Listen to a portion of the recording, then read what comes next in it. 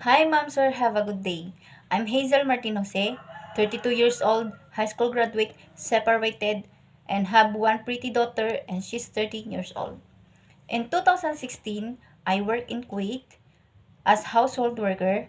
My main duties there are cleaning, ironing, washing, cooking, and preparing foods by my employer. I finished my contract in Kuwait.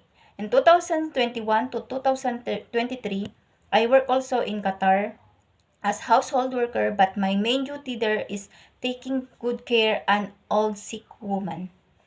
I give her daily needs like her medicine, cooking her foods, taking her bath, and taking also her in the backyard to smell some fresh air.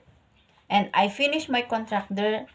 And 2023 to 2024, I work also in Hong Kong.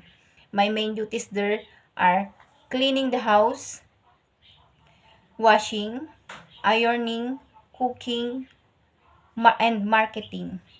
I break my